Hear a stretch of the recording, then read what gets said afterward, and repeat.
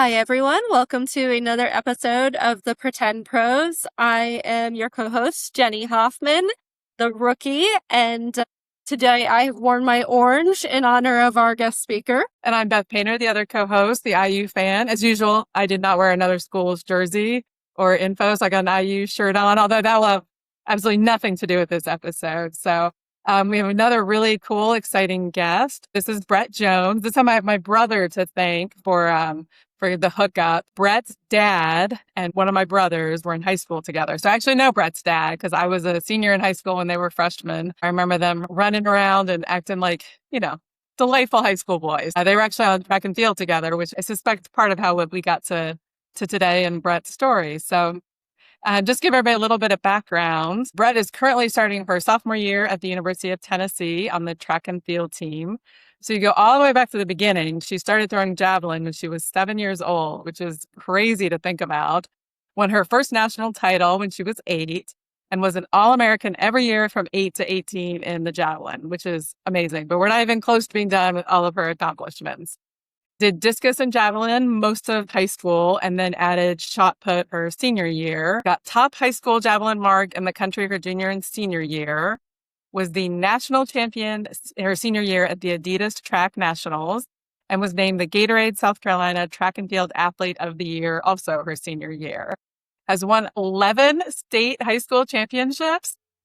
I have no idea. Yeah, that's what your dad sent me. So that is crazy. I was trying to do the math on that. That's a lot of high school champions. So the mentioned is currently at the University of Tennessee. So just finished her freshman year, placed 6th at the SEC championships, and broke the freshman record and the school record at Tennessee, obviously her freshman year.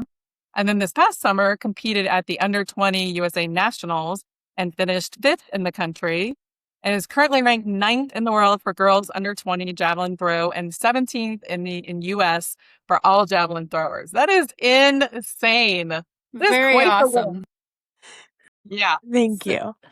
So you seem to be very humble about all of your accomplishments, and that was a huge list. So what does it feel when you hear that list of all of your accomplishments and you're so young still?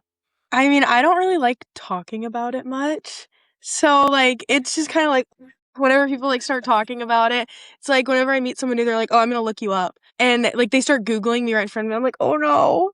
Don't do that. It's crazy, hearing it all listed out like that. But I don't know. That's probably the first time I've actually heard it all, played out like that just because of how little I do like to talk about those kinds of things. Well, we're going to make you talk about it today. So unfortunate for you, but great for us. And you should be very proud. That should be the primary emotion. That is an amazing set of accomplishments.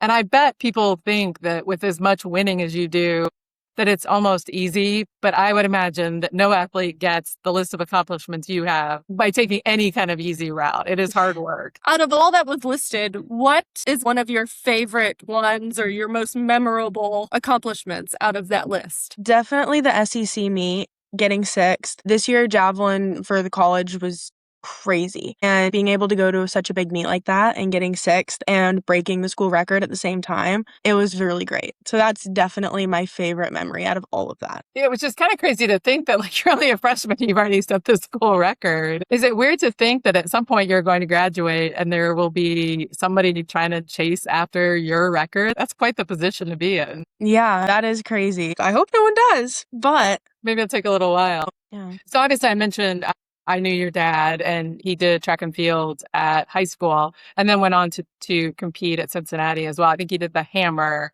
Mm-hmm. But then I read your mom was also a track and field. She was a javelin thrower, right? Yes, ma'am. So I guess I have to ask you how you got into this. I'm assuming it was through your parents, right? Yep. So did you want to start throwing? Because you started pretty young. I don't think I realized that javelin could even be a thing at 7.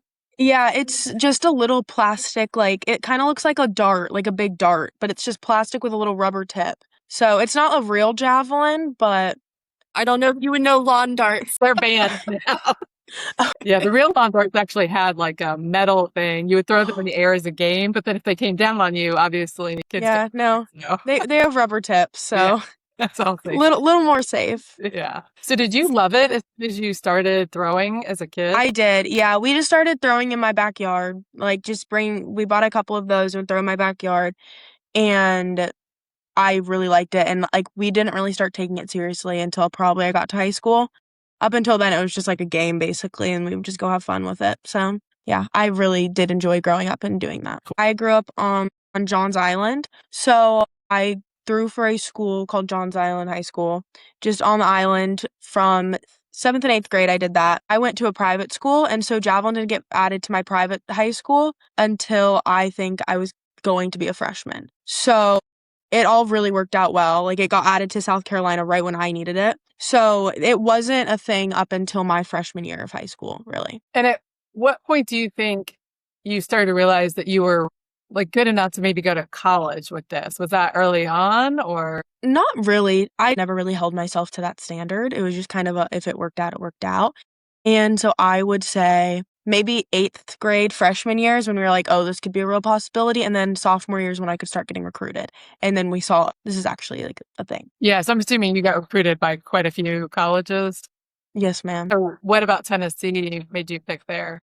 I loved the coaching staff. The location was great. I went to a football game on my visit. That was amazing. Football was like, I don't want to like say it was like a main decider, but it was one of the big ones. Yeah. Just like the environment and all of it. It's a very nice place and I'm so happy to be here. So what was it like being an 8th grader or maybe even a freshman and competing against some of these more senior athletes and doing well? Well, since Javelin was new, I was like ahead of the game, I would say, just because I've been doing it for so long. So it was just like, for me, it was just like a normal thing. It was like, oh, this is something I've been doing forever. And I never really thought too much about anything. I would just go out there and throw. And then whatever happened, I was like, cool, that's fine with me. But since it was so new, I would say that's like why I was excelling. And then you also did discus, I think most of high school, and then shot put at the end. I did a shot put since I was like 7. I was just never really that good at it. And I did discus. I think you have to be 13 to throw the discus. So I started doing that then. I was just never really good at either of those. I definitely prefer javelin, so I put a lot more into javelin than I did the other ones. Yeah, we had some questions about like the mechanics of throwing javelin, but I would think those three are fairly different, right? There's a lot of technique differences. Yeah. I stopped throwing discus for a little bit just because I was taking my javelin form and trying to implement it into the discus. And those two things aren't very similar. So it was hurting my discus form a lot. So in the end, it was just javelin because we weren't going to hurt my javelin form to help my discus form. Right. So, yeah. Yeah.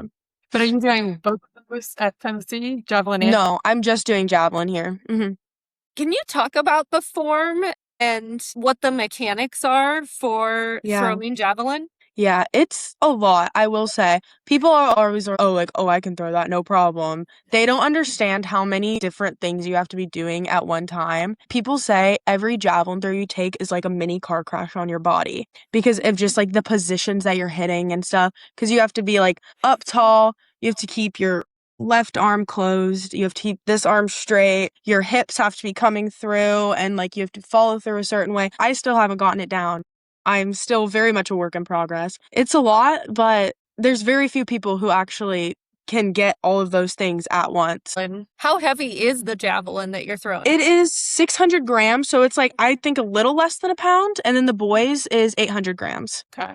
So they're very light. So is this more like technique versus just pure strength, or do you have both? That's when you get hurt, is when you just try to muscle it out there. People will try to throw it like a baseball and like just throw it as hard as they can, but that's not how javelin is. It's very much technique and just kind of staying loose and all that. And then I'm assuming there's like a lot of these sports, there's like a fault line. I don't know if that's what you call it. Like you can't step over a certain. Yeah, a foul line. Mm-hmm. So like how hard is that? Because like you said, you already got all this stuff going on with your body, and then but you got to pay attention that your foot stops at the exact right spot. Otherwise, that's qualify, right? Yeah, that's definitely something that was hard for me because like it was just like randomly one meet. It was like, I'm scared of the line now. So it was just doing your run up over and over and over again, making sure you're comfortable with it. So when you are in a meet, you know exactly where you end and where to start. So you end in that spot. So it is worrying about that too, but you kind of get used to it. Yeah, so a lot of mental stuff. What is the distance that you're running before you reach that foul line? It really depends on the person. So like this year I didn't do any run up. You do crossovers at the end of it, which is when you draw the javelin all the way back and you are running basically sideways. So that's all I did. The year before that, I would maybe do a couple steps, but there's some people who start all the way at the end of the runway and just like will run as fast as they can into those crossovers. But for me, at least this year, I was only doing crossovers. So that's interesting. I would have assumed like the part of the running was like, I don't know, some sort of like momentum that you're getting. Oh, it definitely is. Okay. This year wasn't my year for that. I tried it a couple times and my coach was like, just stick to the 3 crossovers. I was throwing further with those. So I'm really excited to start working on getting a run up and seeing maybe what kind of momentum that will give me to maybe build on my current mark. I think that could help if you can kind For of sure. make the whole thing work together. Yeah, 100%. Mhm. Okay. It's hard to get all the mechanics that you have to do as you're getting ready to throw. Would you say that is the hardest part of throwing javelin is getting those mechanics? It's a lot of flexibility, a lot of mechanics and that stuff. So kind of making sure you're getting strong, but you can't get too strong because then you'll lose your flexibility. So like I am on a completely different like lifting schedule than the rest of my teammates are who aren't javelin, who are throwing other events. Just because in javelin, if you get too strong, then you lose the flexibility and you can't do the mechanics the right way. So like javelin, it's like javelin brain. Like it's a lot of stuff you have to work through and make sure you can get there. So given that, do you still get nervous? I mean, you've thrown javelin for probably longer than you can remember not throwing javelin, I would guess, right? Yeah, no, I really don't. Yeah. Honestly, my coach kind of gets mad at me, like not really mad, but he'll be like, "Are you nervous?" I'm like, "No, not really." He's like, "Well, you need to get nervous because it's like the adrenaline." When I'm on the runway, I would say I probably feel a little bit more of the adrenaline, but I just try not to get in my head with it because that's when I start just messing the form and everything up. And when I feel more relaxed and stuff, I just kind of do whatever feels right and just try not to get in my head and make myself nervous. Do you have any superstitions that you go through before you go out and throw? No, not really. I just go out there and throw. It's interesting. We asked that question, I think, of several of the college athletes, and I don't think any of them have said they have like, Yeah. they've had a couple things like they make sure they do before they start whatever their thing is. Yeah. But like nobody's been like, oh, I have to drink purple Gatorade an hour before. You know what I mean? Yeah, no. I Crazy. have nothing like that. That's probably good because then if it goes wrong, like Yeah. now it's in your head, right? That like the one Yeah. needed, like it was the purple Gatorade that was made Yeah. good. No, I try like this year I had my hair a certain way for like the first meet, and then to I threw like not very good my first meet. I was like, "Oh, I can't do that hairstyle again."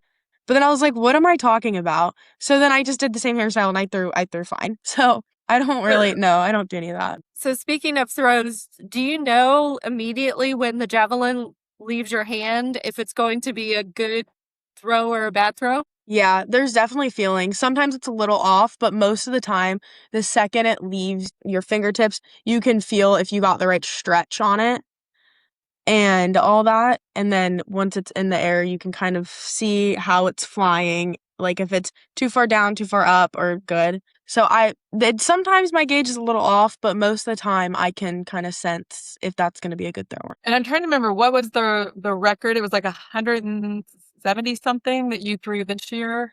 178. Okay. So do you have a goal? What would you be happy if you got to this year? I would be happy just being consistent around that. I don't really like to give myself a mark. Oh, if I stay consistent around this, then I'm bound to hit a big one. Yeah. Like consistency is pretty much key. And every year I just try to stay consistent around my PR in hopes that will get me a big mark. Yeah. Okay. That makes sense. And then back to like the technical, you talked about the javelin when you were little, but like now at this level, is there just one javelin or are there like different brands or? Yeah, there's different brands. Different ones that you like. Yeah, no, there's different brands. Like some of them are like $1,500. The javelins can get expensive. They're like made with different material. I don't really know. I've never really paid much attention to it. And there's also different ratings, which is the flex on it. So if you're throwing like over 50 meters, you don't want to be using like a 40 or a 50 meter javelin because there's too much flex on it and you put too much power behind it and the javelin will bend too much and not fly right. So I throw a 70 meter javelin so it doesn't bend as much when I throw it. And then there's also on the tip of it, it's either a blunt tip or a skinny tip, and that is dependent on what the wind is like if you throw the skinny or the blunt tip. Okay. So within your freshman year, you might have thrown with both just based on Mhm. circumstances. Yeah. Gotcha. That's interesting. Yeah, we had somebody on that was a hurdler and she talked a lot about wind too. So do you get wind scores? I was actually just going to refer back to the hurdler we had, and she said, depending on wind on any given day of a competition, they kind of factor that into your score somehow. Is that true for javelin as well? Is there any type of wind factor? No, there's not at all. It's just kind of whatever wind you're given, it could help you, it could not, but whatever you throw, you throw. Like wherever the javelin lands at the end of the day, that's just where it's going to be regardless of what the wind or anything was doing that day. Huh, that's interesting. Yeah, we was saying before we started that the track and field is like such a fascinating sport because you have such a huge range Yeah. of like, people who throw things, people who jump over things, people who run really fast, people who run really far. It's funny because I mentioned my brother was a high jumper, and the whole reason he did that, the basketball coach was also the track and field coach and wanted them to do track and field, and he didn't want to run. So he was like, I'm tall. Maybe I'll just see if I can high jump. The coach was not impressed because that was one of them out there running for conditioning. And my brother Yeah. no part of that. So I don't blame him. That's understandable. do you actually have to run as like a part of the team, or you have your completely different condition? We do our complete own workout, lift, everything. Javelin does do some short sprints just because it is that like short, like fast movement that we have to do, but we don't do as much as the sprinters or the jumpers or anything like that. So going into your training schedule, what does that normally look like for your strength and conditioning? It really, we go through 3-week cycles, so it switches up a lot, and it's really up to just whatever coach wants to do that day. In the fall, we do more conditioning, just kind of trying to stay in shape. And then closer to season, we start lifting more heavy, kind of trying to gain that muscle. But he has it very articulately thought out so that we peak at a certain time. And he does all that. I just show up and I do what he tells me to do, basically. And then over the summer, did you have like a workout regimen you had to keep up with? Yeah, I went home a little bit before I went to the U20s meet, so he would just send me my lift or my running that I needed to do that day, just to kind of the throwing I had to do too, just to kind of make sure I was still doing something. And then after that, he told me to stay in shape, so I tried my best to do that. Oh, that's interesting. So you didn't have like a very specific workout like each day that you had to do after the... No, yeah, I was just getting a little off time before I came back. So when you go to these meets, how many throws are you doing in a meet? And is it like the best of 3 throws? It kind of depends what meet you're at, but for the most part, when you go, you get 3 throws, and based off of those 3 throws, the top like 8 or 9, it switches throughout meets, go to finals, and they'll get 3 more. But for meets like our regional meet to get to nationals, it was considered the prelims, so we only got 3 throws. And then once you get to nationals, you do the 3 and then 3. But for most meets, it is 3, and then the top 8 or 9 from there get 3 more. And then I'm curious, because honestly, you had so much success in high school. Like, was that a tough transition to now be at, college, especially as a freshman? You're competing against athletes who've been doing this even longer than you. And sort of, they always say like all the best high school kids are now college kids, right? It definitely was. I think it was my second meet. No, my third meet. I was really mad about how I just did, and I like went to coach because he was trying to get me to take the next week off and not go to the meet. And I went up to my coach and I was like, I need to learn how to throw against these people, because I was getting in my head about like how good people were or whatever. And so I was like, I need to learn how to compete against these people. Like, please let me go to the meet. And I sat in the airport and I wrote up a list of reasons why he should let me go to the next meet. And so I'm in the airport reading this list off to him. And he let me go to all the meets. So I definitely think that helped me a lot. Just kind of going through my freshman year, going to all the meets and kind of seeing I can compete at this high level. It's just whether or not I want to do it or not. Yeah, that's interesting. And then I'm guessing like the under 20s was even like the best of the best, right? Like it just keeps getting smaller. Well, That under 20s is because it's only people who are under 20. Okay. So I would say SEC was the hardest meet that I went to, just because it was all the SEC schools. Some of them were foreigners who were like older and stuff. And I think would even say it was harder than regionals, which regionals was to get to nationals, because some of the SEC schools even are on the other region. Okay. So I would say SEC's was definitely the hardest meet, just because there were so many good people there. And then under 20s was only people aged under 20. So it was like all the freshmen that I had been competing against and some high school kids. It was still really good competition, crazy marks, but I would definitely not as hard as like the SEC meet. Okay. So then this year, because the hurdler we had on, she competed in the NCAA championship. So I think it was like right before yours. I looked at the dates. It was all like the same week. She's going to be a senior, so she's obviously not under 20 anymore. So then is that where you would go this next year? Well, it's from regionals, the top 12 from the region. So there's 2 regions. The top 12 from each of those regions would go to nationals. Okay. I was 13th by 1 centimeter. So I didn't quite make it, but next year I'm anticipating that I will, hopefully. Okay, excellent. Well, maybe you You're can go meet going. them. Not hopefully. Yes. You're going. Yes, I am. So you placed 5th in the under 20 US Nationals. What did you learn from that competition? That the season's really long. Like I was out there and I was like, I would love to, because from the U20 Nationals, you make it to Worlds. And Worlds it just happened. It was like beginning of August. And I would have loved to make it. That would have been a really good experience. But the season was so long. Like, honestly, I needed a little bit of a break. So, but being out there with everyone, because I didn't get to compete with some of the girls that were in the other region. So being out there with some girls from the other region and stuff, it also just showed me how small the Javelin community is. Like, we're all out there just chatting it up, having a good time. And the Javelin community really is something special because there's not many of us. So going out there and just getting to spend time with some of those girls is really awesome. How many female javelin throwers are there at UT? Is it just you? There's 3 of us. Okay. Yeah. Which that's actually the most that they've ever had. We have 2 who are sophomore, so me and my roommate.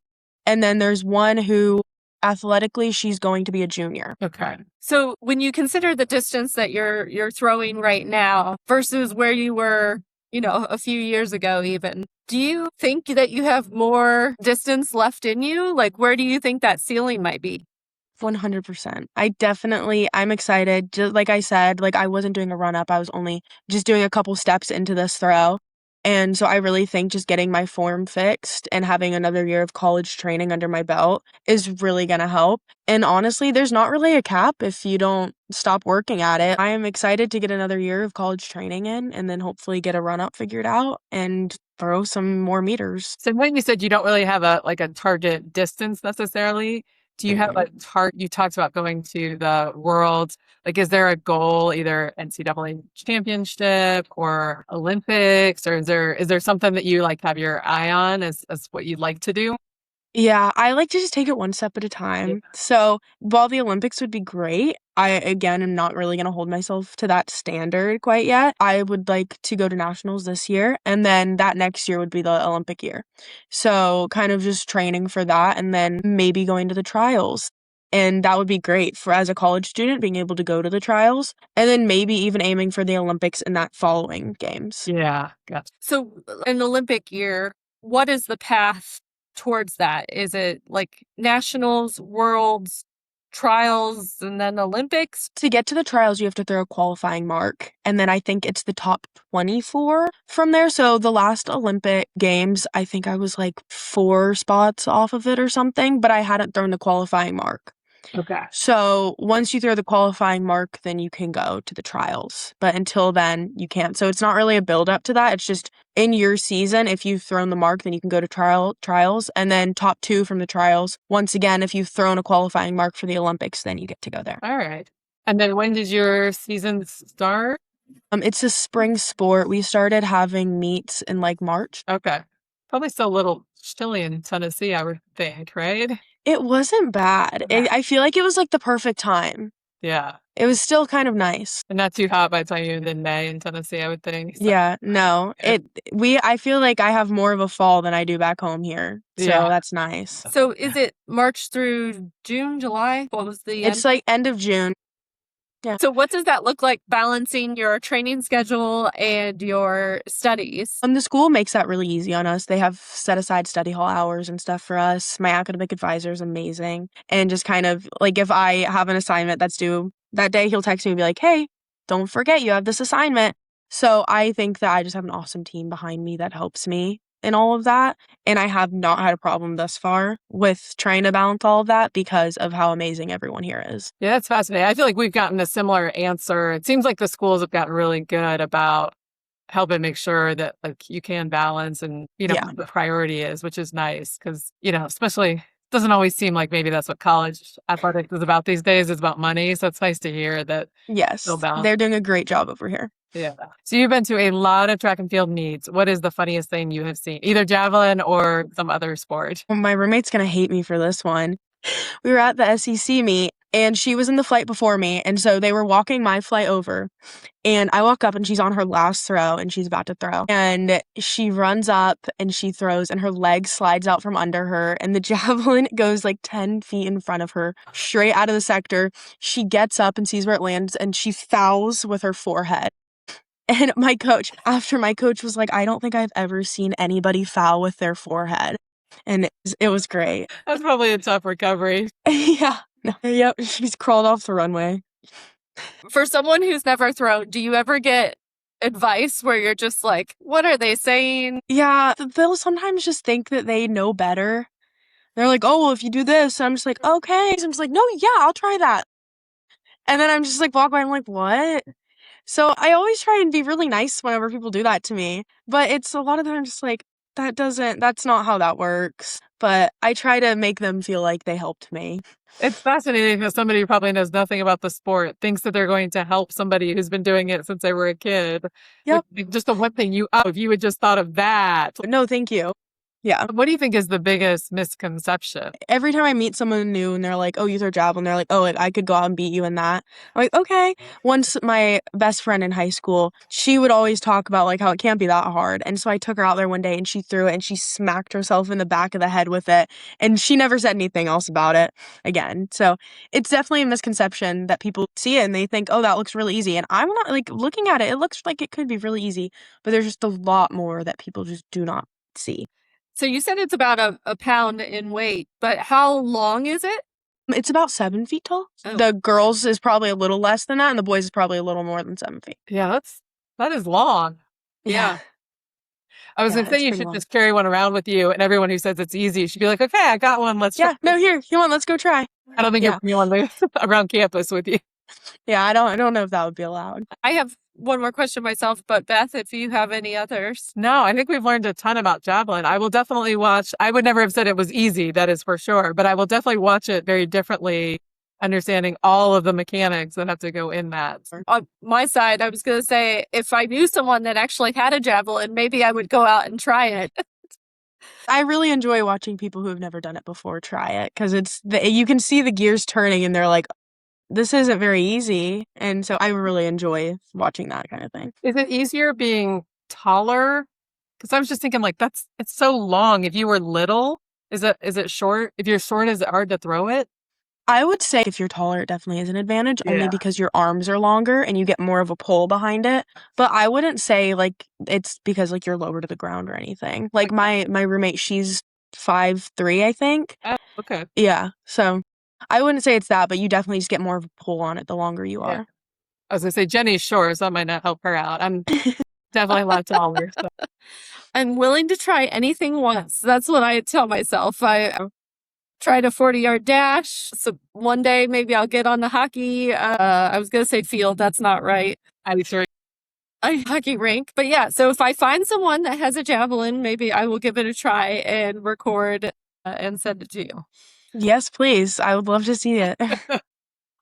So I guess my last question is, I mean, obviously you started very early at 7 years old throwing. For someone who may be watching and thinking, maybe I want to give this a try and maybe I want to do this at the highest level, like what you're doing now, what would be your piece of advice to them? The javelin community is so small. If you are wanting to do something like this, reaching out to some of these Olympians and stuff that have done this, and they would love to help. I go to all these javelin camps and they have like these Olympians running it. And if you reach out to almost all of them, they will answer you with any tips that they might have because just of how amazing the javelin community is. And everybody really does want to help you and to because they are really excited that somebody actually wants to do the javelin. So they get really excited and they love helping. So that would be my biggest chunk, is just to reach out to anybody. That's really cool. So you've gotten to meet quite a few. Mhm. That's awesome. Yeah. So are they helping you with like technique or the mental side of it, or what do you think you get out of those camps? Definitely a lot of technique things. Most of it is them teaching us drills and stuff to help us. And then there's a little chunk of it where we'll go out and throw, and they'll just watch us and be like, oh, you did this, like maybe try doing this. And so it is a lot to take in like 2 days, but I really think that they helped a lot and they're very beneficial. That's really cool. That's a neat experience. Hmm. Well, thank you so much for coming on. I was telling you before, we've had all kinds of athletes who play sports that we know nothing about, and this one definitely goes in that category. So I know way more about javelin than I did 45 minutes ago. So thank you Yay. so much for joining us. We Of course. appreciate it. Thank you for having me. Yeah, absolutely.